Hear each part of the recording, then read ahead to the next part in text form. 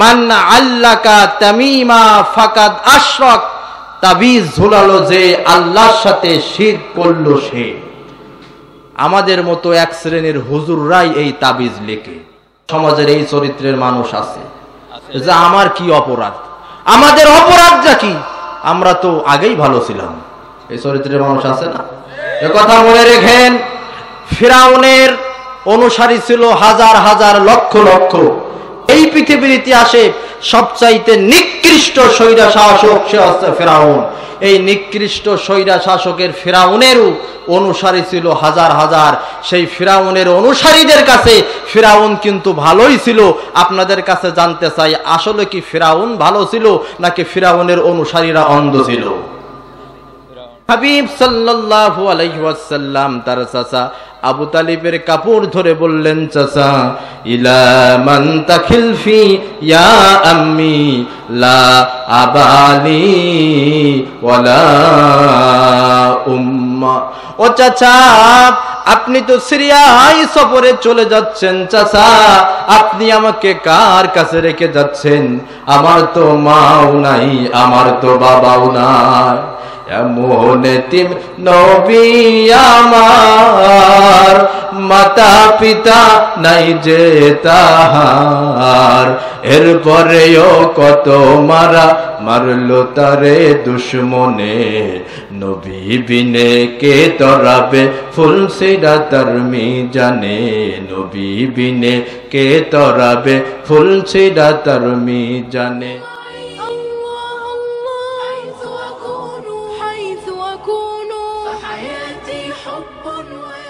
যার হচ্ছি যে আল্লাহ তাআলা 2024 সালের আজকে শেষ রজনী, যেই সময় খ্রিস্টানদের অনুসরণে বাংলাদেশের উঠতি বয়সের তরুণ তরুণী, কিশোর কিশোরী, যুবক যুবতীরা 31st নাইটের নামের নাচ গান বেহায়াপনা বেলিল্যপনার মধ্য দিয়ে উদযাপন করছে।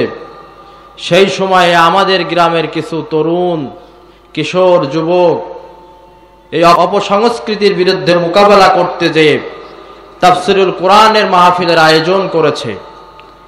দুনিয়ার সমস্ত কর্মব্যস্ততা ছেড়ে আল্লাহ সুবহানাহু ওয়া তাআলা প্রচন্ড শীতকে উপেক্ষা করে যে আল্লাহ তাআলা এই জান্নাতের বাগানে আসার তৌফিক দিলেন, সে মনিবের দরবারে শুকরগুজার হচ্ছি।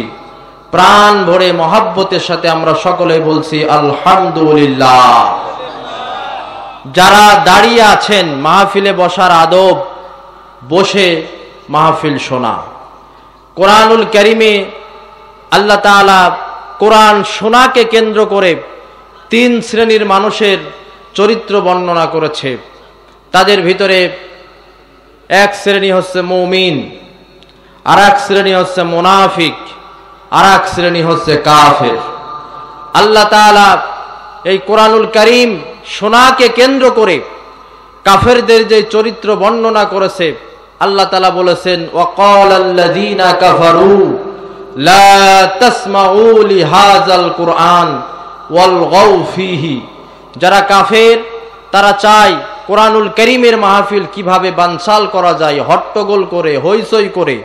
আমরা পোস্টারে মাইকিনে বারবার প্রচার করেছি, ঘোষণা করেছি, কোনো প্রকারের মেলা মনিহারি দোকানপাট বসানো যাবে না।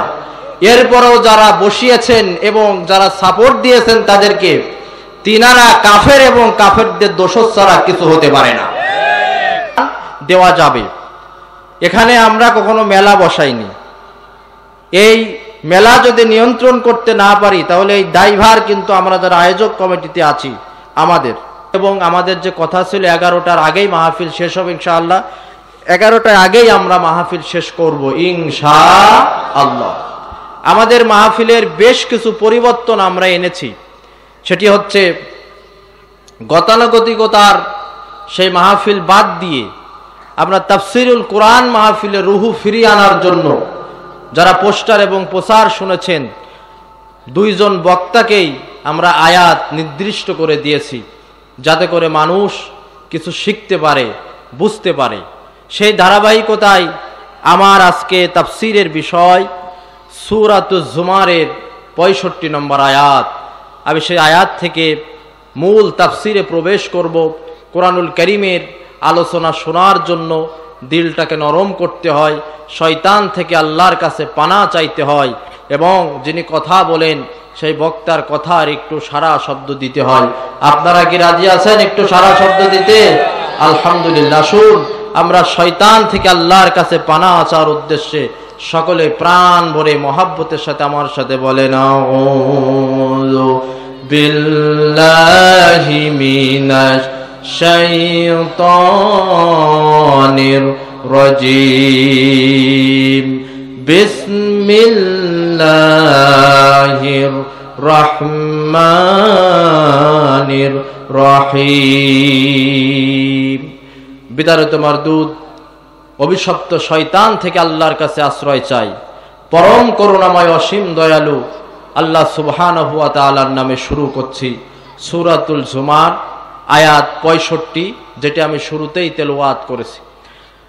আয়াতটির অনুবাদ বোঝার চেষ্টা করুন। আল্লাহ তাআলা বলছেন, ওয়ালাকাদ উহিয়া ইলাইকা, আমি আপনার প্রতি ওহী করেছি। আপনি মানে মুহাম্মদ, সকলে বলেন সাল্লাল্লাহু আলাইহি ওয়াসাল্লাম। আল্লাহ তাআলা বলছেন, আমি আপনার প্রতি ওহী করেছি, ওয়া ইলাল্লাযিনা মিন ক্বাবলিক, এবং আপনার পূর্বে যত নবী রাসূল এই পৃথিবীতে এসেছেন তাদের সকলের কাছে একই ওহী করেছি। সেটি কি?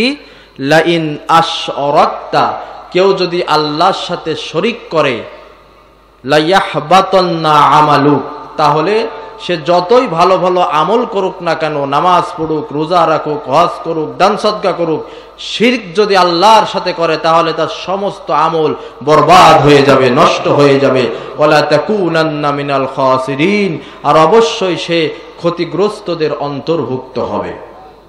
আয়াতটা কি বোঝা গেছে? তাহলে কি করলে সমস্ত আমল নষ্ট হয়ে যায় বলেন তো? শিরক করলে। শিরক কি জিনিস? শিরক আমরা ওই যে বলি শেয়ার বাণিজ্য, বলি না, শেয়ার বাজার, শেয়ার বাণিজ্য।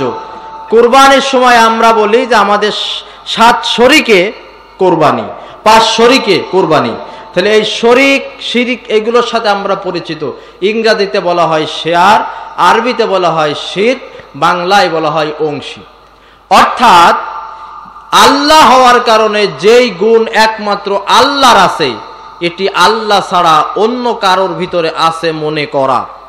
যেই ক্ষমতা একমাত্র আল্লাহর আছে, এটি আল্লাহ ছাড়া অন্য কারোর ভিতরে আছে মনে করা। যেই জিনিসটি পাওয়ার হক অধিকার একমাত্র আল্লাহ, সেটি আল্লাহ ছাড়া আর কারোর জন্য করা হচ্ছে শিরক। এই পৃথিবীতে গুনাহকে 2 ভাগে ভাগ করা হয়েছে। কয় ভাগে বলেন তো? একটির নাম হচ্ছে কবিরা, বড় গুনাহ, আরেকটি হচ্ছে সগীরা, ছোট গুনাহ। এই বড় গুনার ভিতরে সবচাইতে বড় গুনাহ কোনটি? রাসূল করিম সাল্লাল্লাহু আলাইহি ওয়াসাল্লামের কাছে সাহাবীরা প্রশ্ন করছেন, ইয়া রাসূলুল্লাহ, আইয়ু যামবিন ইনদাল্লাহি আকবার। আকবার ইসমে তাবজিলের সিগা, সুপারলেটিভ ডিগ্রি আল্লাহ ব্যবহার করেছেন। সবচাইতে বড় গুনাহ কোনটি?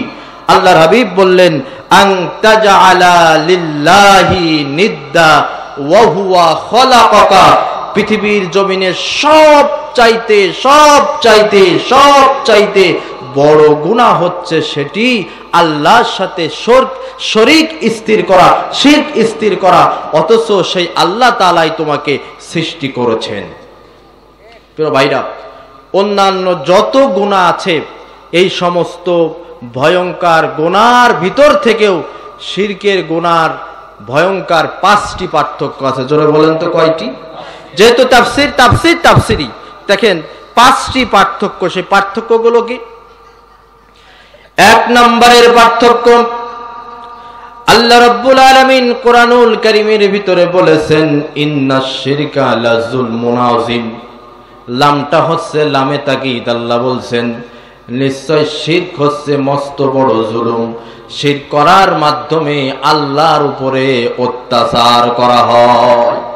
নামাজ না পড়লে আল্লাহর উপর অত্যাচার করা হয় না, রোজা না রাখলে আল্লাহর উপর অত্যাচার করা হয় না, একমাত্র গুনাহ শিরকের গুনাহ, যেই গুনার মাধ্যমে আল্লাহর উপরে অত্যাচার করা হয়। কিভাবে? এখানে যারা স্বামী আছেন, স্বামী হওয়ার কারণে স্ত্রীর যাবতীয় চাহিদা পূরণ করার দায়িত্ব ওই স্বামীর, নাকি? পিতা হওয়ার কারণে সন্তানের যাবতীয় চাহিদা পূরণ করার দায়িত্ব হচ্ছে পিতার। আপনার সামর্থ্য আছে, শক্তি আছে, টাকা আছে, আপনার স্ত্রীর সমস্ত চাহিদা পূরণ করা, শাড়ি গহনা থেকে শুরু করে সমস্ত চাহিদা পূরণ করা, সন্তানের সমস্ত চাহিদা পূরণ করা। কিন্তু যদি আপনার স্ত্রী পরকিয়া করে আরেকজনের কাছ থেকে জামা কাপড় নেয়, আপনার সন্তান আপনার কাছে না চেয়ে আরেকজনের কাছে চায়, ওই স্বামী ওই পিতা যেমন রাগান্বিত হয়, অখুশি হয়, আর আমার তো আছে, এগুলো দেওয়ার অধিকার ক্ষমতা তো আমার আছে, আমার স্ত্রী আমার ছেলে অন্যের কাছে চাই কেন? আল্লাহ বলছেন এগুলো দেওয়ার একমাত্র মালিক আমি। আমাকে বাদ দিয়ে বান্দা অন্য জনের কাছে যখনই চায়, এর মাধ্যমে আল্লাহর উপরে অত্যাচার করা হয়ে যায়। কথা কি ক্লিয়ার বোঝা যাচ্ছে? তাহলে 5টি পার্থক্য আছে শিরকের অন্যান্য গুনার থেকে, 5টি পার্থক্য।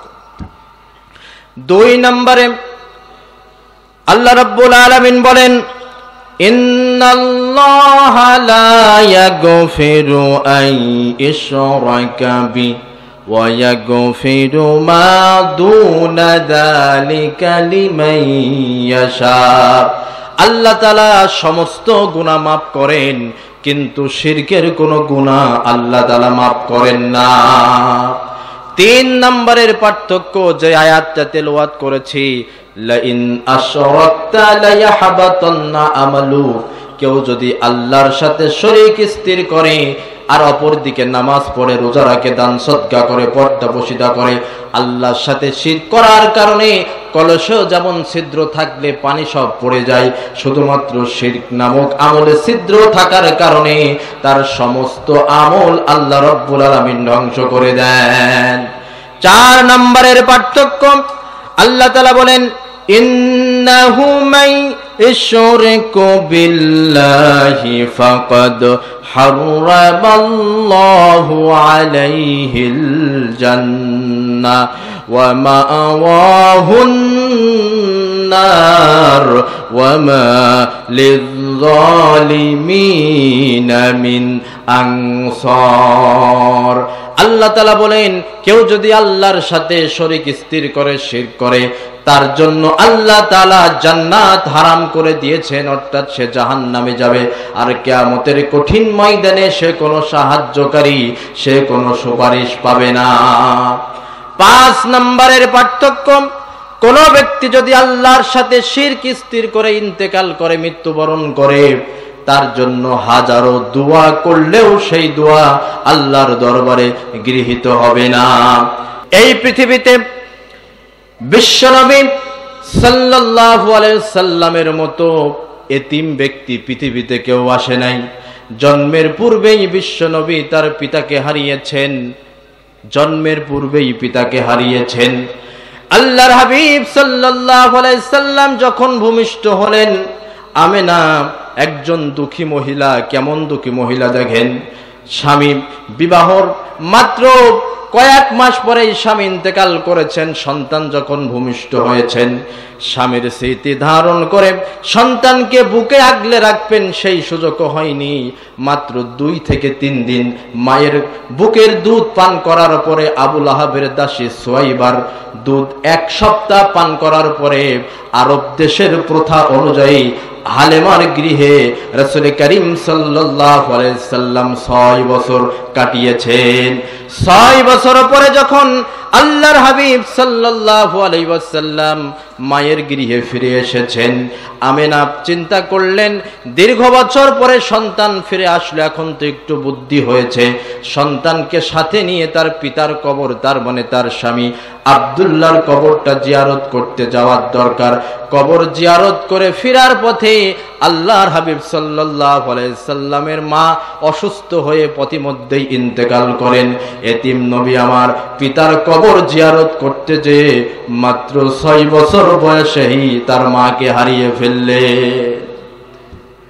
রাসূল করিম সাল্লাল্লাহু আলাইহি সাল্লামের দাদা আব্দুল মুত্তালিব গোত্রীয় লিডার, আব্দুল মুত্তালিবের বয়স তখন 80 বছর।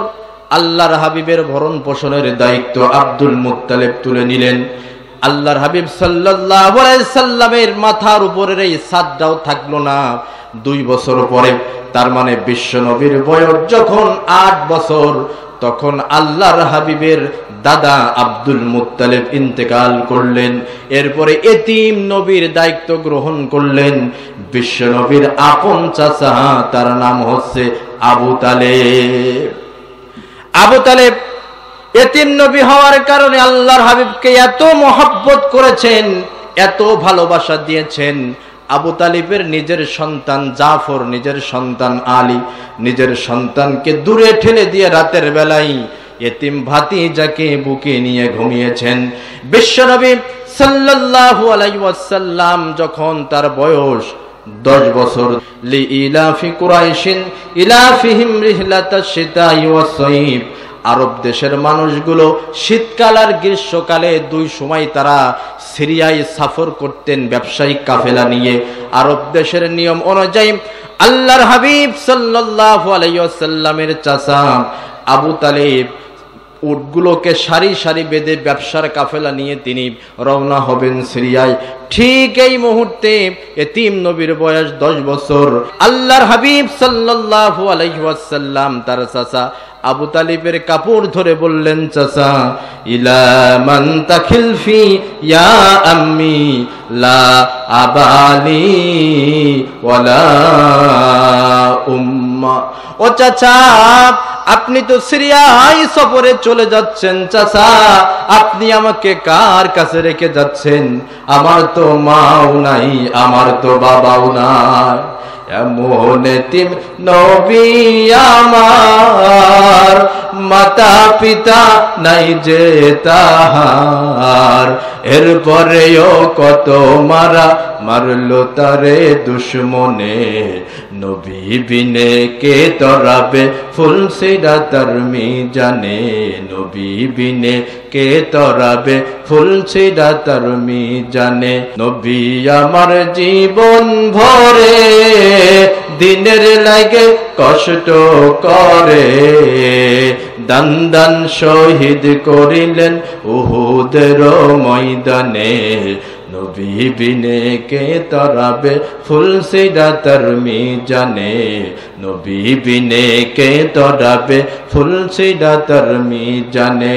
ওগো নবীর উম্মতেরা হয়ে আজি দিশে হারা, কোরআন হাদিস সাইরা চলো যখন যাহা চাই মনে, নবী বিনে কে তরাবে ফুল সিরাতার মিজানে।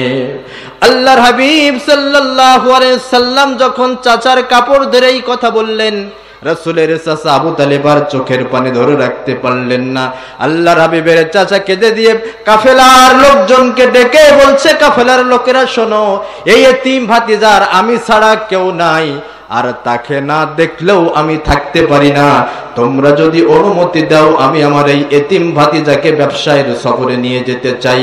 সকলের অনুমতি ক্রমে আল্লাহর হাবিবকে ব্যবসায়ের সফরে নিয়ে যাওয়া হলো। এই কথা বলার কারণ হচ্ছে, এভাবে করে আল্লাহর হাবিব সাল্লাল্লাহু আলাইহি সাল্লামকে 1 নয় 2 নয় 3 নয় প্রায় 40-42 বছর আল্লাহর হাবিবের মাথার উপরে বটবৃক্ষের মতো ছায়া দিয়ে রেখেছিলেন যেই চাচা, সেই চাচার নাম হচ্ছে আবু তালেব। এই ইসলামের ইতিহাস খুঁজলে প্রমাণ পাওয়া যায়, ইসলামের ইতিহাসে আবু আছে 3 জন। জোরে বলেন কয়জন? এক হচ্ছে আবু তালেব, আর একজন হচ্ছে আবু বকর, আর একজন হচ্ছে আবু জেহেল। ইসলামে আবু আছে 3 জন। 1 নম্বরে আবু জেহেল, 2 নম্বরে আবু বকর, 3 নম্বরে আবু তালেব। এই 3 জনের চরিত্র 3 রকম। এই 3 চরিত্রের মানুষ আমাদের সমাজে এখনো বিদ্যমান আছে। আবু জেহেল ছিল কাফের, 1 শ্রেণীর মানুষ, আজীবন ইসলামের বিরুদ্ধে কথা বলে যাবে, এখনো আছে না নাই? আর আবু জেহেল এমনই একজন ব্যক্তি ছিলেন, তিনি নিজেকে হকপন্থী মনে করে মৃত্যুর আগ পর্যন্ত গলাবাজি করে গিয়েছে। বদরের প্রান্তরে কাবা ঘরের গিলাফ ধরে বলছে, আল্লাহ আজকে যে যুদ্ধ হবে, আবু জেহেল মনে করছে আমরাই হকপন্থী, যেই দল হকপন্থী আল্লাহ সেই দলকে তুমি বিজয় দান করো। আল্লাহ বিজয় দিয়েছিলেন কাকে? আবু জেহেলকে নাকি রাসূলকে? এজন্য আবু জেহেলের খাসলত হচ্ছে নিজেকে হকপন্থী মনে করে আজীবন গলাবাজি কইরে যাবে। এখনো আমাদের সমাজের এই চরিত্রের মানুষ আছে যে আমার কি অপরাধ, আমাদের অপরাধটা কি, আমরা তো আগেই ভালো ছিলাম। এই চরিত্রের মানুষ আছে না? একথা মনে রেখেন, ফিরাউনের অনুসারী ছিল হাজার হাজার লক্ষ লক্ষ। এই পৃথিবীর ইতিহাসে সবচাইতে নিকৃষ্ট স্বৈরা শাসক সে হচ্ছে ফিরাউন। এই নিকৃষ্ট স্বৈরা শাসকের ফিরাউনেরও অনুসারী ছিল হাজার হাজার। সেই ফিরাউনের অনুসারীদের কাছে ফিরাউন কিন্তু ভালোই ছিল। আপনাদের কাছে জানতে চাই, আসলে কি ফিরাউন ভালো ছিল নাকি ফিরাউনের অনুসারীরা অন্ধ ছিল? আবু বকরের চরিত্র হচ্ছে আজীবন ইসলামের পক্ষে কাজ করে যাবে, আর আবু তালেবের চরিত্র হচ্ছে যে ইসলামের পক্ষে থাকবে, প্রকাশ্যে না আসলেও তাদেরকে শেল্টার দিয়ে রাখবে। এই চরিত্রের মানুষগুলো আমাদের চিনে নেওয়ার দরকার আছে না নাই? যে প্রসঙ্গে কথাটা আনলাম ভালো করে মনোযোগ দেন। এই আবু তালেব 42 থেকে 43 বছর বিশ্ব নবীকে শেল্টার দিলেন, বটবৃক্ষের মতো ছায়া হয়ে থাকলেন। আবু তালেব যখন মৃত্যু শয্যায় শায়িত, রাসূলের কাছে খবর আসলো যে আপনার চাচা মৃত্যু শয্যায় শায়িত, হয়তো বা কিছুক্ষণের ভিতরে মৃত্যুবরণ করবেন। আল্লাহর হাবিব দ্রুত আসলেন, এসে দেখলেন যেহেতু আবু তালেব ছিল গোত্রীয় লিডার, নেতা, তার চতুর্পাশে আবু জেহেল, উতবা, সাইবা, ওলীদ ইবনে মুগিরার মতো বড় বড় কাফের নেতারা দাঁড়িয়ে আছে।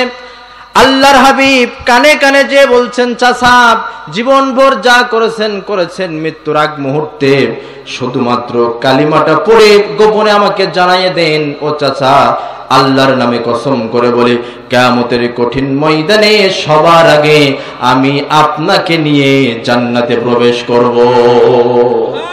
ওদিক থেকে মোসালা কিছু লিডার, তারা বলছে, খবরদার নেতা, মৃত্যুর আগ মুহূর্তে এসে যদি আপনি আপনার ভাতিজার ধর্ম গ্রহণ করেন তাহলে আমাদের বাপ দাদার ধর্মের উপরে চুনকালি মাখানো হবে,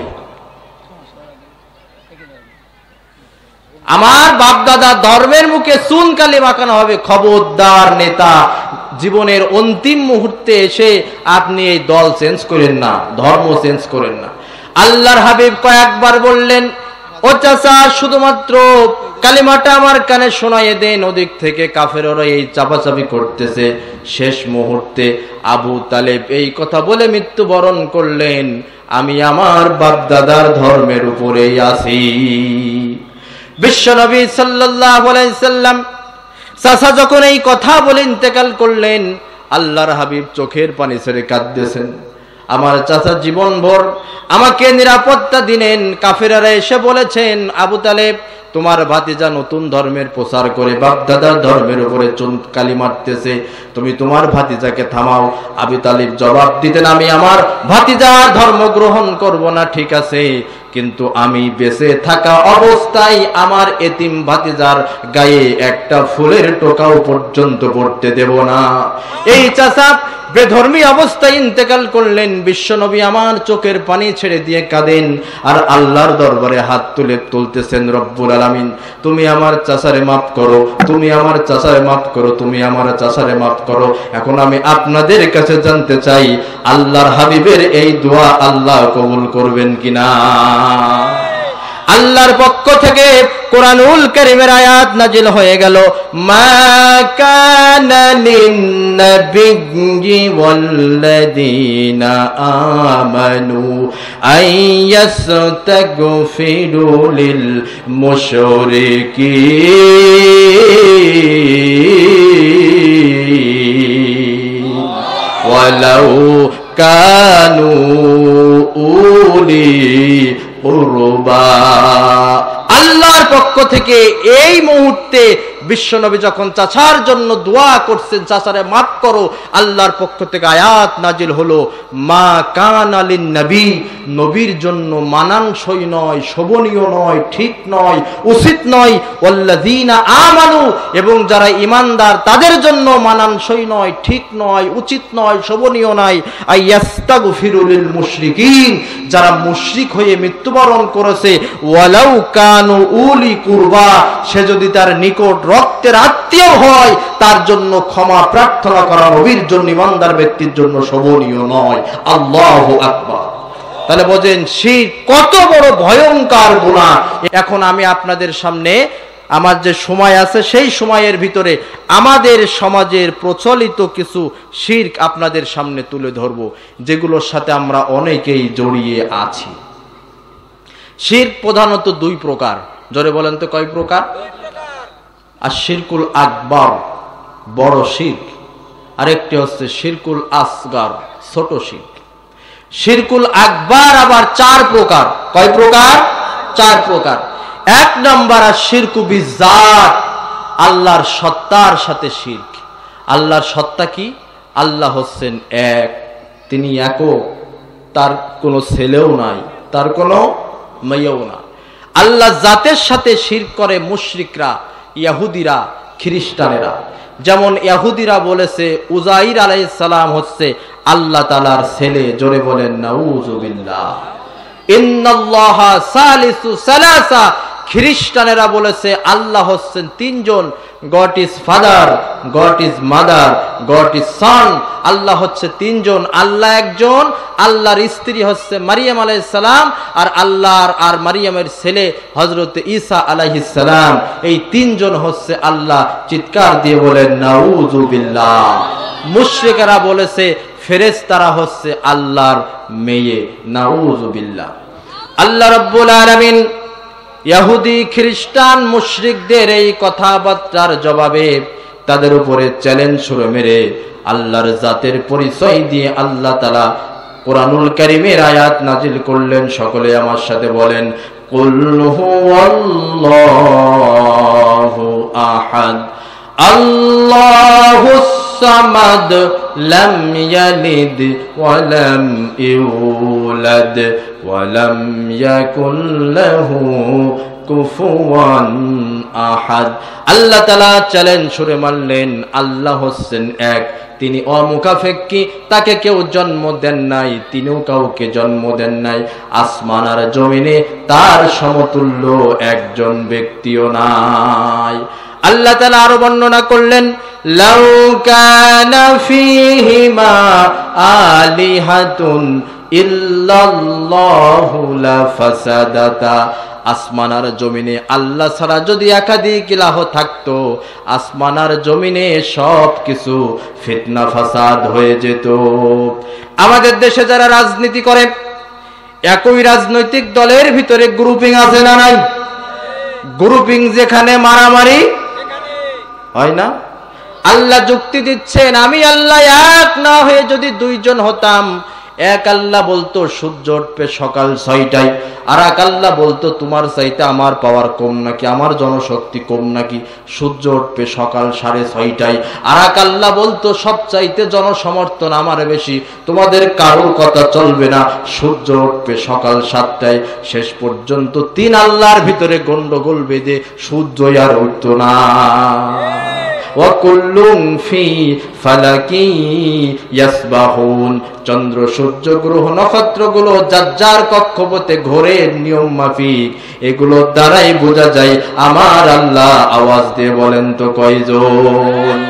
আচ্ছা মানুষ বলো দেখি, রাত্রি কেন কালো, চাঁদ সূরজ কোথা হতে পেল এত আলো, পশু পাখি কই না কথা, মানুষ কেন কয় বলো বলো বলো মানুষ এসব কেমনে হয়, ফুলগুলো সব নানান রঙের কেমন করে হয়, পাতাগুলো সবুজ বটে ফুলের মতো নয়, দুধ কেন হয় সাদা মরিচ কেন ঝাল, আমগুলো সব পাকলে পরে কেমনে হয় তা লাল, আমরা সবাই বাস করি ভাই এই পৃথিবীর রঙে, হাতের রেখা আর চেহারা মেলে না কারোর সঙ্গে, আর মেলে না কথার ধরন আঙ্গুলের টিপ, আর মেলে না কথার ধরন আঙ্গুলের টিপ, আল্লাহ তাআলা একজন আছেন প্রমাণ হলো ঠিক।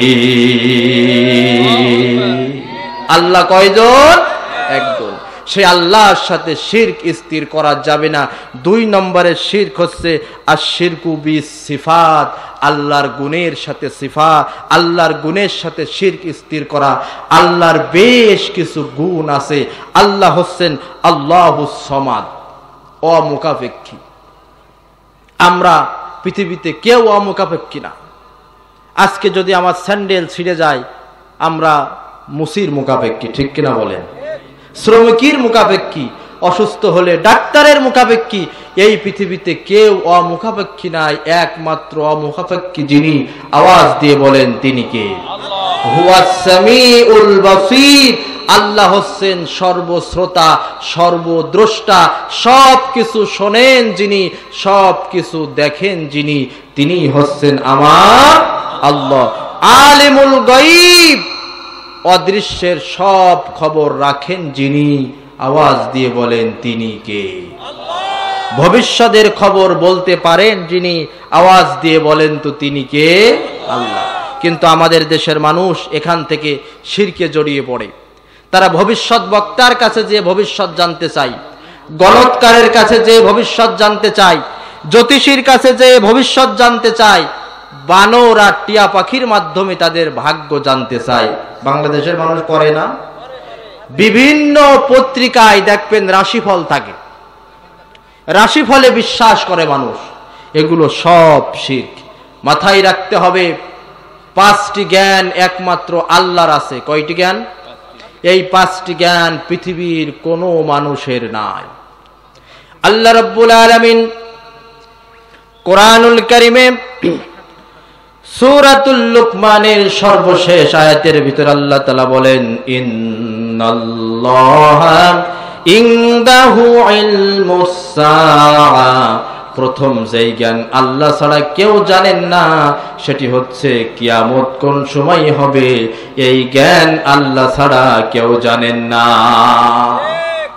2 নাম্বার, ওয়ায়ুনাজ্জিলুল গায়স, কোন জমিনে কোন সময় বৃষ্টি হবে এই খবর একদম কারেক্ট খবর, নির্ভরযোগ্য খবর জানেন। জোরে বলেন তো কে? 3 নম্বরে, ওয়ায়ালামু মা ফিল আরহাম, মায়ের পেটে যে সন্তান আছে, এই সন্তান ছেলে সন্তান আর মেয়ে সন্তান যাই হোক না কেন, এই সন্তানটা দুনিয়ার জমিনে এসে নেককার হবে না বদকার হবে, এই খবর রাখেন। জোরে বলেন তো কে?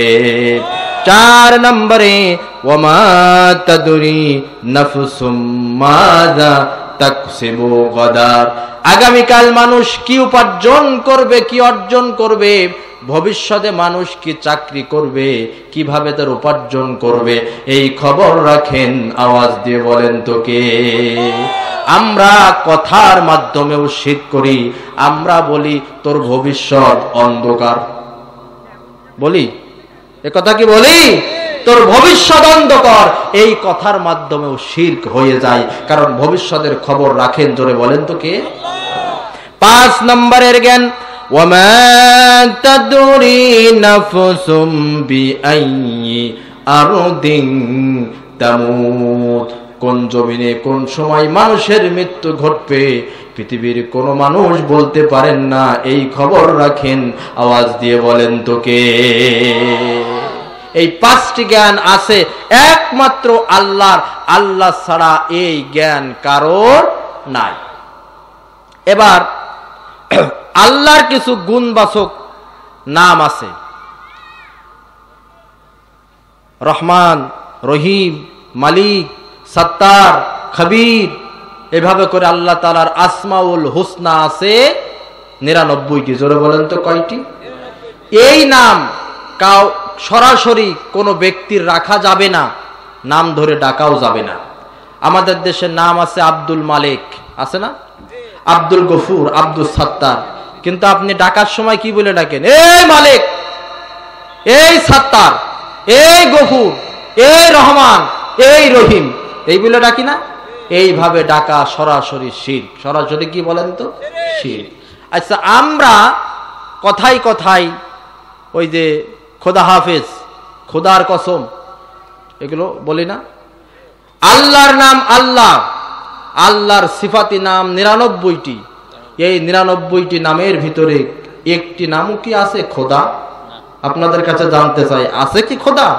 তা আপনি খোদা হাফেজ, খোদার কসম, ইসলামী সঙ্গীতেও দেখি খোদা নাম দিয়ে ইসলামী সঙ্গীত, কবিতার ভিতরে খোদা শব্দ ব্যবহার।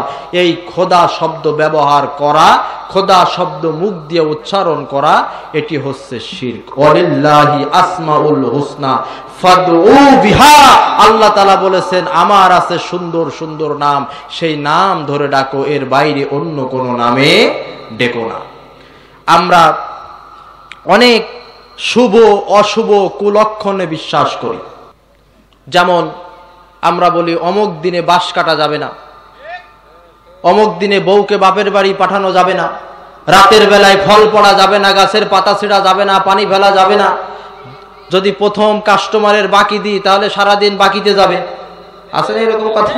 এগুলো সব কুলক্ষণ, আর যত কুলক্ষণ আছে, কুসংস্কার আছে, সবগুলো হচ্ছে শিরক। নামাজও পড়ছেন, রোজাও রাখছেন, আবার এই শিরকের সাথে জড়িত। তাহলে আজকে তাফসীরের আয়াত, লাইন আশরাকতা লা ইয়াহবাতান্না আমালুক, শিরক করলে আমল সব নষ্ট হয়ে যাবে। 3 নম্বরের শিরকের প্রকার আশ-শিরকু বিল ইখতিয়ার, আল্লাহর ক্ষমতার সাথে শিরক। আল্লাহর ক্ষমতার সাথে শিরক, একথা আমাদের মাথায় রাখতে হবে। আন্নাল কুওয়াতা লিল্লাহি জামিয়া, সকল ক্ষমতার একমাত্র উৎস যিনি, চিৎকার দিয়ে সকলেই বলেন তিনি কে? সকলে জবাব দেননি, সকলে বলেন তিনি কে?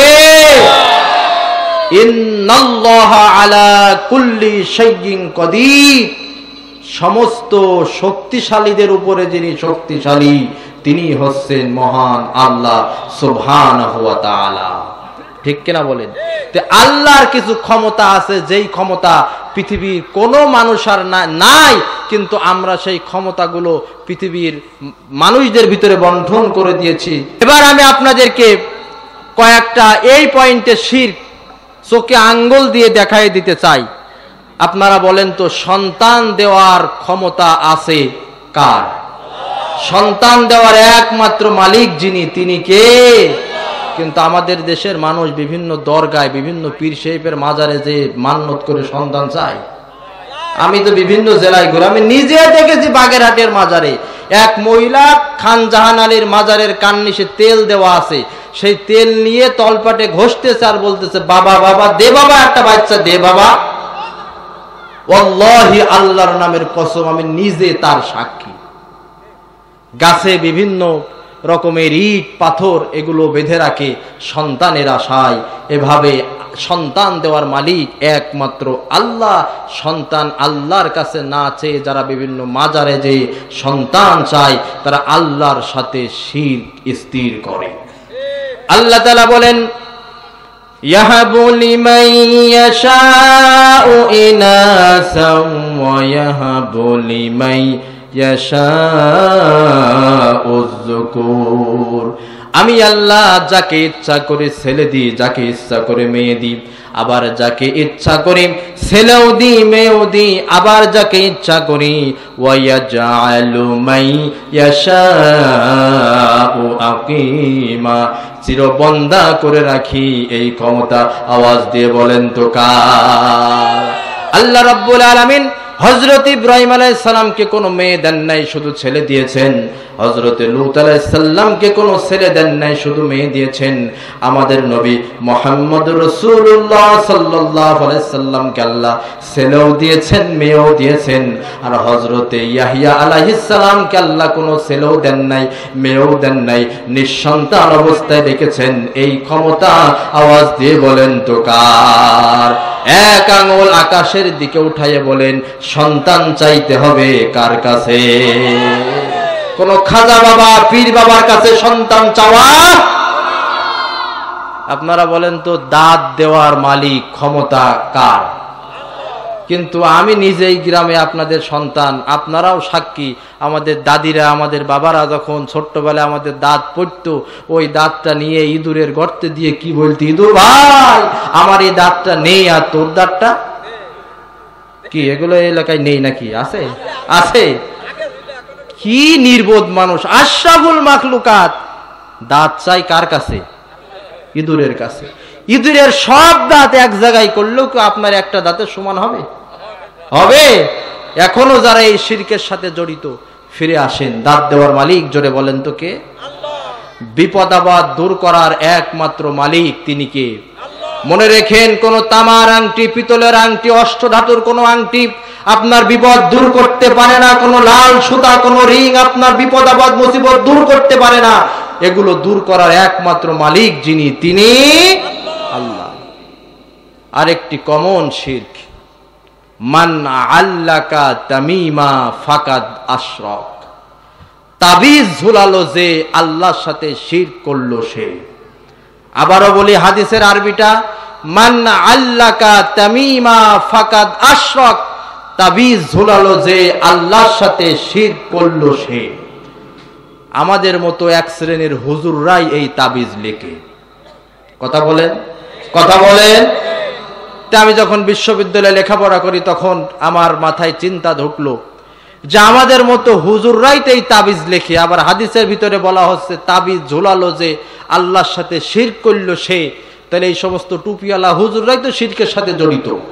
তা আমি বিশ্ববিদ্যালয়ের কেন্দ্রীয় লাইব্রেরি এবং আমার ডিপার্টমেন্টের সেমিনার লাইব্রেরিতে যত থিসিসের বই আছে, এই সমস্ত বইগুলো ঘাঁটতে রাখলাম। লেগে আমার ডায়েরিতে আমি নোট করলাম, আসলে তাবিজের বিধানটা কি আমাদের ভিতরে স্পষ্ট একটা ধারণা থাকা দরকার। তাবিজের বিধানটা বলা হয়েছে, তাবিজ দুই রকম আছে। কয় রকম? একটা হচ্ছে দোয়া কালাম দিয়ে তাবিজ লেখা, কোরআন হাদিসের দোয়া দিয়ে তাবিজ লেখা। যদি কোরআন এবং হাদিসের দোয়া দিয়ে তাবিজ লেখা হয়, এই সম্পর্কে আলেমদের মত এসেছে দুইটি। এক নম্বরের মত যে কোনো অবস্থাতেই দোয়া হোক, কোরআনের আয়াত হোক, হাদিস হোক, এটা ঝুলানো যাবে না। আল্লাহ রাসূল ঝুলান নাই, সাহাবীরা ঝুলান নাই। শুধুমাত্র আব্দুল্লাহ ইবনে মাসউদ রাদিয়াল্লাহু তাআলা আনহুর ব্যক্তিগত আমল ছিল, যেই সমস্ত বাচ্চারা কোরআন পড়তে পারতেন না, সেই বাচ্চাদের গলায় তিনি কোরআন এবং হাদিসের দোয়া দিয়ে তাবিজ ঝুলাইয়ে দিতেন। এটি ছিল আব্দুল্লাহ ইবনে মাসউদের শুধু ব্যক্তিগত আমল। এছাড়া কোনো সাহাবী আল্লাহর রাসূল তাবিজ লিখেছেন এই রকমের কোনো প্রমাণ নাই। একদল আলেম বলছেন যে কোরআন হাদিসের যদি দোয়া থাকে তাহলে এটি জায়েজ। আর একদল আলেম বলছে না, কোনো অবস্থাতেই জায়েজ নাই। আর যেই তাবিজের ব্যাপারে সমস্ত আলেম উলামা এক বাক্যে হারাম বলেছেন, কোনো আপনার খড়ি বাঁধা, গাছরা বাঁধা, এরপরে বিভিন্ন রকমের নকশা দিয়ে যদি তাবিজ ঝোলায়, সর্বসম্মতিক্রমে এই তাবিজ ঝোলানো শিরক এবং হারাম। মেডিকেল সায়েন্স এটা প্রমাণ করে না। আপনি গাছ গাছরা খাবেন, এটি উপকার আছে, কিন্তু ঝুলিয়ে রাখলে।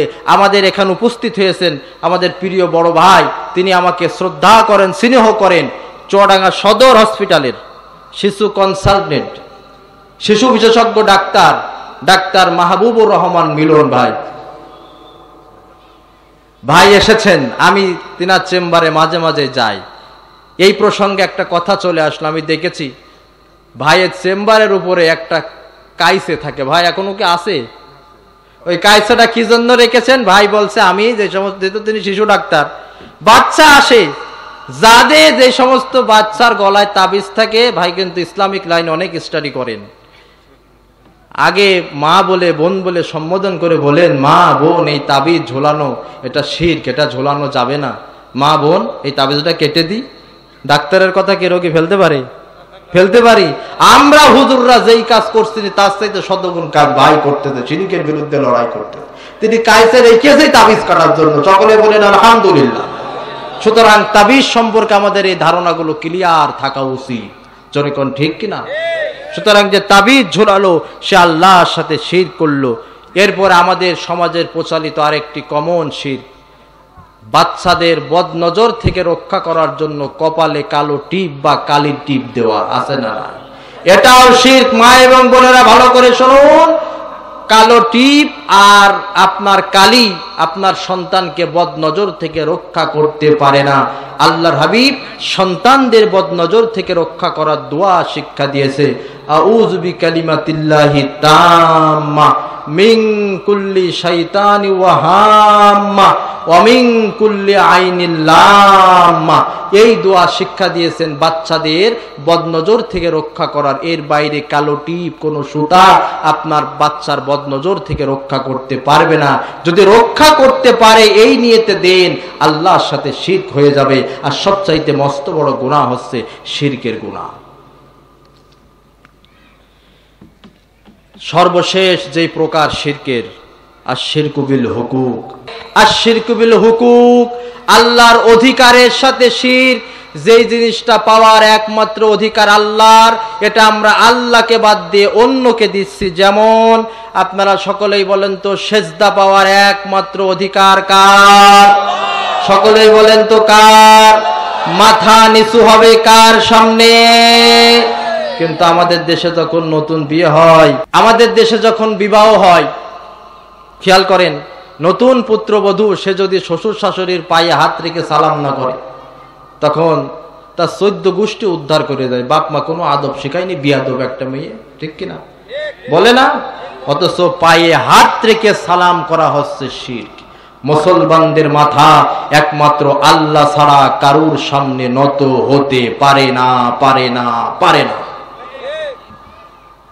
এদেশে একজন মুশরিকবাদী কবি রবীন্দ্রনাথ ঠাকুরকে নিয়ে যত বাড়াবাড়ি করা হয়, অথচ মুসলমানদের গর্ব, মুসলমানদের অহংকার, ইসলামের রেনেসার কবি, বিপ্লবের কবি, তাওহীদবাদী কবি কাজী নজরুল ইসলাম, আল্লাহ তার কবরটাকে জান্নাতের বাগান বানিয়ে দিক, জোরে বলেন আমিন। রবীন্দ্রনাথ ঠাকুর তার কবিতার ভিতরে লিখেছেন, আমার মাথা নত করে দাও ওমা তোমার চরণের তলে। এই কবিতাটি শিরক মিশ্রিত। এই কবিতার প্রতিবাদ করেছেন কাজী নজরুল ইসলাম। তিনি বলেছেন, না, আমার মাথা কোন ব্যক্তির সামনে নত হতে পারে না।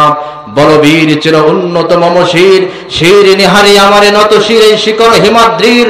আমি বেদুইন, আমি চেঙ্গিস, আমার মাথা আল্লাহ ছাড়া কারোর সামনে করবে না কুর্নি। ওয়াসজুদু লিল্লাহ, সেজদা যদি দিতেই হয়, সেজদা দিতে হবে, জোরে বলেন কার সামনে? কোন পীরের দরবারে, কারোর দরবারে যদি মাথা নত করে ঢুকতে হয়, মনে রাখতে হবে এটা হচ্ছে শিরক। এক সময় জাতীয় সংসদ ভবনে ঢোকার জন্য এমপিদের মাথা নত করে ঢুকতে হতো। এ জাতির চিনল না সোনার ছেলে কারা, এ জাতির চিনল না সোনার ছেলে কারা। আল্লামা দেলোয়ার হোসেন সাঈদী যখন 1996 সালে সংসদ ভবনে গিয়েছিলেন সংসদ সদস্য হয়ে, এই শিরকের বিরুদ্ধে প্রতিবাদ করে সংসদ সদস্যদের মাথা নত করে সংসদ ভবনে প্রবেশ করার নিয়মটা তার প্রচেষ্টায় সংসদ ভবন থেকে উঠে গিয়েছিল। আল্লাহ সেই আমাদের কোরআনের পাখির কবরটাকে জান্নাতের বাগান হিসেবে কবুল করুক, জোরে বলেন আমিন। প্রিয় ভাইরা, তাহলে পায়ে হাত রেখে সালাম করা, জোরে বলেন, যাবে না। আল্লাহ ছাড়া অন্য কারোর নামে কসম কাটা যাবে না। আল্লাহ আমাদের সৃষ্টিকর্তা, এই কারণে কসম করতে হবে একমাত্র আল্লাহর নামে। মান্না হালাফা বি গায়রিল্লাহি ফাকাদ আশরাক। আল্লাহর হাবিব বলেছেন, আল্লাহর নাম ব্যতীত অন্য নামে যে কসম করবে সে সরাসরি আল্লাহর সাথে শিরক করে। এ জাতি এই শিরকের সাথে খুব জড়িত। কথায় কথায় কসম কাটে, মায়ের কসম, বাবের কসম, চোখ ছুঁয়ে কসম, কোরআন শরীফ ছুঁয়ে কসম, ছেলের মাথায় হাত রেখে কসম, পীরের কসম, মরা বাপের কসম, কাবার কসম, মাটিতে হাত দিয়ে বলে মাটির কসম। বলে আল্লাহর নাম ছাড়া অন্য নামে যারা কসম করে তারা কি করে? আল্লাহর সাথে শিরক করে। আল্লাহ ছাড়া অন্য কারোর সন্তুষ্টির জন্য যদি কাজ করা যায় তাহলে শিরক হবে। আল্লাহর হাবিব বলেছেন, মান সাল্লা ইউরাইন নাস ফাকাদ আশরাক, মানুষকে দেখিয়ে কেউ যদি নামাজ পড়ে আল্লাহর সাথে শিরক করে। ওমান সামা ইউরাইন নাস ফাকাদ আশরাক ওমান তাসাদ্দাকা ইউরাইন নাস ফাকাদ আশরাক। সবাই নামাজ পড়ছে, নামাজ না পড়লে লোকে নিন্দে করবে, ভয়টা আল্লাহর হলো না ব্যক্তির হলো। টাকা পয়সা অনেক আছে, যাকাত না দিলে লোকে কি বলবে, দান না করলে লোকে কি বলবে, ভয়টা হলো লোকের। ঠিক কিনা বেটি? পর্দা না করলে স্কুলের শিক্ষকেরা আমাদের উপরে রাগান্বিত হবে, মা রাগ করবে, বাপ রাগ করবে, স্বামী রাগ করবে। স্বামীর ভয়ে, শিক্ষকের ভয়ে যদি পর্দা করে শিরক হবে আল্লাহর সাথে। কারণ যেই ভয়টা করার দরকার আল্লাহর, সেই ভয়টা আল্লাহর না করে করছে বান্দার, এটা কিন্তু শিরক। এই জন্য যাবতীয় লোক দেখানো যত ইবাদত আছে সমস্ত ইবাদত হচ্ছে শিরক, সমস্ত ইবাদত শিরক। এরপরে আইন দেওয়ার একমাত্র মালিক, আইন দেওয়ার অধিকার যার, আওয়াজ দিয়ে বলেন তিনি কে? বিধান দেবার তুমি যে মালিক, আর কেহ নয়, তুমি শুধু ঠিক। বিধান দেওয়ার একমাত্র মালিক ধরে বলেন আল্লাহ। আমাদের দেশের অনেক মানুষ বলে যে হুজুর রাজনীতির কথা বলবেন না, রাজনীতির কথা বলবেন না। ভাইরা আমার, আপনাদের একটু ঠান্ডা মাথায় চিন্তা করতে বলি। আপনি কি জানেন কবরের যে 3টি প্রশ্ন, এই 3টি প্রশ্নই তো রাজনৈতিক প্রশ্ন।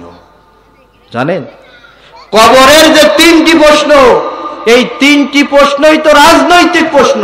মান রব্বুক, তোমার রব কে? এই রব মানে তোমার আইনদাতাকে, তোমার বিধানদাতাকে। দুনিয়ার জমিনে তুমি কার আইন মেনেছো, কার বিধান মেনেছো?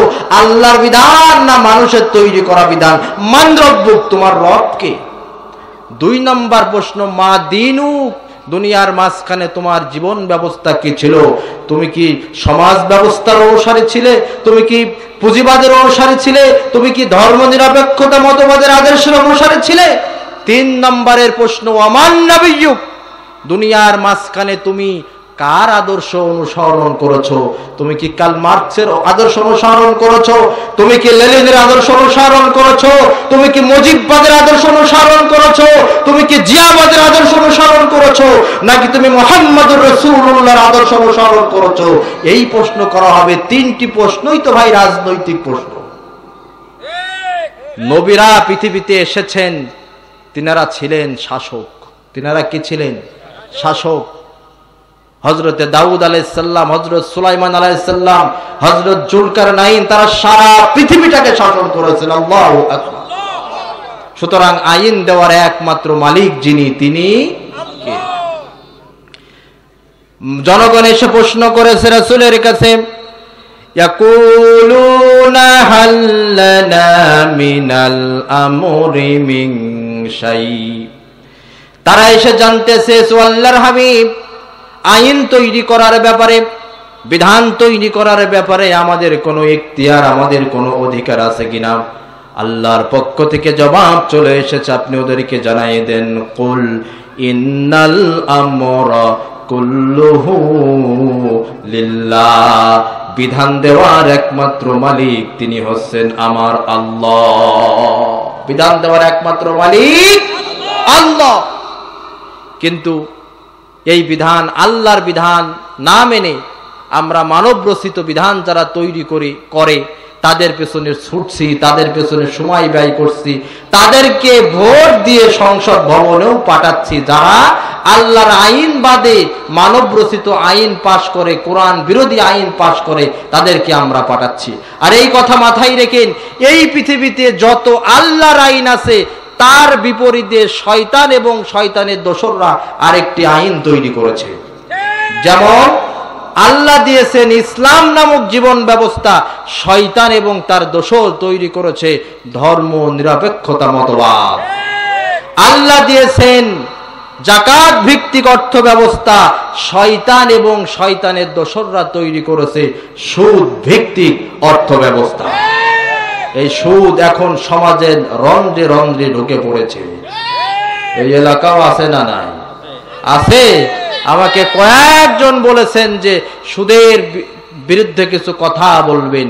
সুদ পুঁজিবাদী শোষণের সবচাইতে জঘন্যতম হাতিয়ার হচ্ছে সুদ। কোরআন এবং হাদিস থেকে এই কয়েকটা রেফারেন্স শুনে যান। আল্লাহ তাআলা কোরআনুল কারীমের ভিতরে বলেছেন, ইয়া আইয়ুহাল্লাযীনা আমানু ইত্তাকুল্লাহ, হে ঈমানদারেরা আল্লাহকে ভয় করো। ভালো করে বোঝেন, আল্লাহ প্রথমে বলছেন ইয়া আইয়ুহাল্লাযীনা আমানু, হে ঈমানদারেরা আল্লাহকে ভয় করো, ইত্তাকুল্লাহ ওয়া জারু মা বাকিয়া মিনার রিবা ইন কুনতুম মুমিনিন, যত সুদের লেনদেন আছে সব কিছু ছেড়ে দাও যদি তোমরা ঈমানদার ব্যক্তি হও। একই আয়াতে আল্লাহ দুইবার ঈমানদার ব্যক্তির কথা বললেন। তার মানে কোন ঈমানদার ব্যক্তি সুদ খেতে পারে না, সুদখোর ব্যক্তি কখনো ঈমানদার দাবি করতে পারে না। হাদিসের ভিতরে আল্লাহর হাবিব বলেছেন সুদের ৭০টারও বেশি গুনাহ আছে। তার ভিতরে সর্বনিম্ন গুনাহ হচ্ছে আইয়ানকিহার রাজুলু উম্মাহু, নিজের মাকে বিয়ে করা। নাউযুবিল্লাহ মিন যালিক। এই পৃথিবীর ইতিহাসে নিজের মাকে বিয়ে করেছে এই রকমের কোন প্রমাণ আছে? আছে? নাই। অথচ যারা সুদ খায়, নিজের মাকে বিয়ে করা, মায়ের সাথে জিনা করার মতো জঘন্যতম গুনাহের সাথে জড়িত যারা সুদ খায়, আল্লাহর হাবিব বলেছেন জেনে শুনে যারা 1 টাকা সুদ খাবে, 36 বার জিনা করলে যেই গুনাহ তার আমলনামায় ওঠে, জেনে শুনে 1 টাকা সুদ খেলে সেই পরিমাণ গুনাহ তার আমলনামায় ওঠে। আল্লাহ তাআলা বলেন ইয়ামহাকাল্লাহুর রিবা ওয়া ইউরবিস সাদাকাত, আল্লাহ তাআলা সুদকে ধ্বংস করবেন আর দানকে বৃদ্ধি করবেন। আল্লাহর নামে কসম করে বলি, ডায়েরিতে বাড়িতে যে লিখে রাখেন, সুদখোর ব্যক্তিরা সাময়িকভাবে উপকৃত হতে পারে, কিন্তু সুদখোর ব্যক্তি পদে পদে বিপদগ্রস্ত এবং অর্থনৈতিক সমস্যায় পড়ে যাবে। সাময়িকভাবে উপকৃত হলেও, কারণ আল্লাহ তাআলা বলেছেন সুদগামী আল্লাহ তাআলা সমূলে ধ্বংস করে দেব। আর মানুষ যে দান করে, দানটাকে আল্লাহ তাআলা বহুত গুণে বৃদ্ধি করে হাসরের মাঠে 1 টাকার দান উহুদ পাহাড় সমতুল্য হয়ে যাবে। চিৎকার দিয়ে বলেন সুবহানাল্লাহ। আমাদের দেশের এই চরিত্রের অনেক মানুষ আছে, নামাজ পড়ে, রোজা রাখে, তাবলীগের চিল্লাও পর্যন্ত দিয়েছে, নামাজ পড়ে, রোজা রাখে, সুদী ব্যাংকে টাকা রেখে বছরের পরে বছর সুদ খায়, ফিক্সড ডিপোজিট করে সুদ খায়।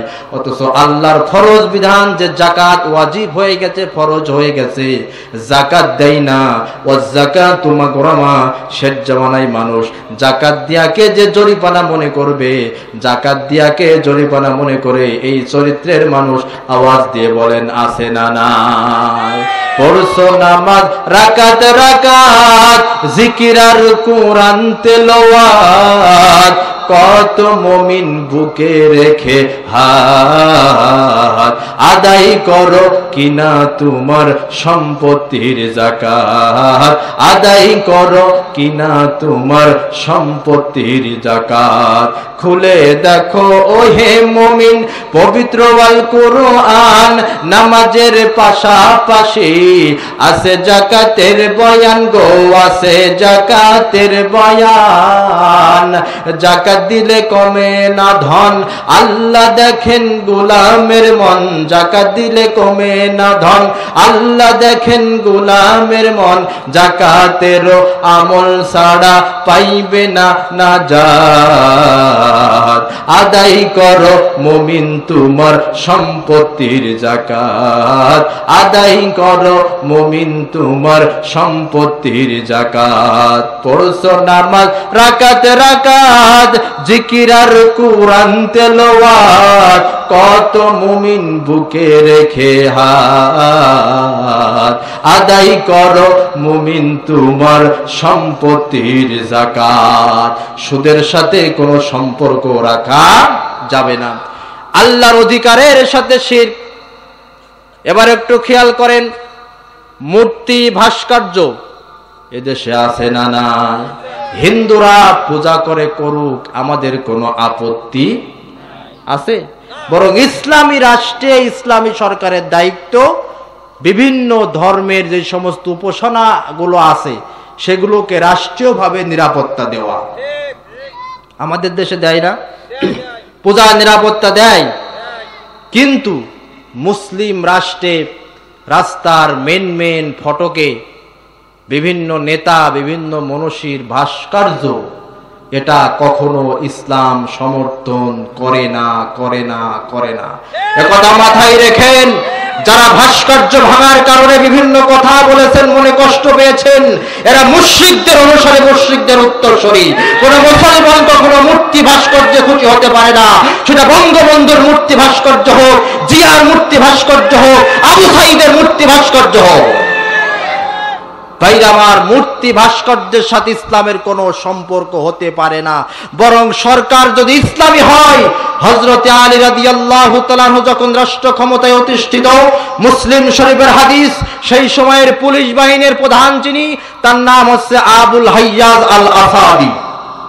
তিনি হচ্ছে পুলিশ বাহিনীর প্রধান। আলী রাদিয়াল্লাহু তাআলা আনহু হচ্ছেন রাষ্ট্রের প্রধান। তিনি পুলিশ বাহিনীর প্রধানকে ডেকে বলছেন, শোনো, তুমি পুলিশ বাহিনীর প্রধান, আমি রাষ্ট্রের প্রধান। আল্লাহর হাবিব যখন মদিনার প্রেসিডেন্ট ছিলেন, আল্লাহ রাসূল যেই 3টি দায়িত্ব দিয়ে আমাকে মদিনায় পাঠিয়েছিলেন, এখন আমি তোমাকে 3টি দায়িত্ব দিয়ে পাঠাচ্ছি। প্রথম দায়িত্ব, যেখানে যেখানে ছবি দেখবা, রাস্তার মোড়ে মোড়ে ছবিগুলো সব মুছে ফেলবা। কবরের উপরে যত বিল্ডিং দেখবা, মাজার দেখবা, মাটির সাথে মিশাইয়ে দিবা। যেখানে যেখানে মূর্তি দেখবা, ভাস্কর্য দেখবা, মাটির সাথে মিশাইয়ে দিবা। এটা হচ্ছে ইসলামী সরকারের দায়িত্ব। সুতরাং মূর্তি ভাস্কর্যের সাথে মুসলমানদের কোনো সম্পর্ক থাকতে পারে না। এটা শিরক, শিরক, শিরক। আল্লাহর অধিকারের সাথে শিরক। আল্লাহ ছাড়া অন্য কারোর উদ্দেশ্যে মান্যত করা।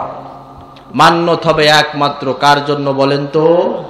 কিন্তু আমাদের দেশের অনেক মানুষ বিভিন্ন পীরের দরগায়, বিভিন্ন মাজারে ছাগল মান্যত করে, গরু মান্যত করে, টাকা মান্যত করে। আছে? আছে? আছে? মুসনাদে আহমদ শরীফের একটি হাদিস বলে শেষ করব। মুসনাদে আহমদ শরীফের একটি হাদিস বলে শেষ করব। আল্লাহর হাবিব বলছেন, এক জামানায় একটি মাজার ছিল, বেদি, বেদি বা মাজার। সেই মাজারের পাশ দিয়ে যাদেরকেই যাওয়া লাগতো, মাজারে কিছু নজরানা, কিছু মান্যত, কিছু হাদিয়া দেওয়া লাগতো। একজন ব্যক্তি চলে যাচ্ছে, ইমানদার ব্যক্তি, তাকে বলা হচ্ছে এই রাস্তা দিয়ে যেতে হলে এই মাজারে কিছু না কিছু মান্যত করতে হবে। ওই ইমানদার ব্যক্তি বলছে, মান্যত হবে একমাত্র আল্লাহর জন্য। আল্লাহ ছাড়া অন্য কারোর নামে মান্যত করা এটা শিরক, আমি পারবো না। তখন মাজারের লোকজন বলছে, কিছু না কিছু দিতেই হবে। একটা মাছি দিয়ে হলেও, একটা মাছি ধরে মাজারের উদ্দেশ্যে নিক্ষেপ করে হলেও তোমাকে এই পথ অতিক্রম করতে হবে, না হলে তোমাকে হত্যা করা হবে। শেষ পর্যন্ত ইমানদার ব্যক্তি যখন কোনো অবস্থাতেই রাজি হলো না, মাছি দিতেও যখন রাজি হলো না, মুসনাদ আহমদ শরীফের হাদিস, ওই ইমানদার ব্যক্তিকে মাজার কর্তৃপক্ষ হত্যা করলো। পক্ষান্তরে আর একজন ব্যক্তি সেই মাজারের পাশ দিয়ে চলে যাচ্ছে, তাকে বলা হচ্ছে মাজারে মান্যত দাও। সে বলছে, মান্যত দেওয়ার মতো আমার কাছে কোনো টাকা নেই, কোনো পয়সা নেই, কোনো ছাগল নেই, কোনো মুরগি নেই, কোনো গরু নেই, মাজারে মান্যত করব কি দিয়ে? মাজার কর্তৃপক্ষ বলছে, একটা মাছি দিয়ে হলেও মান্যত করতে হবে।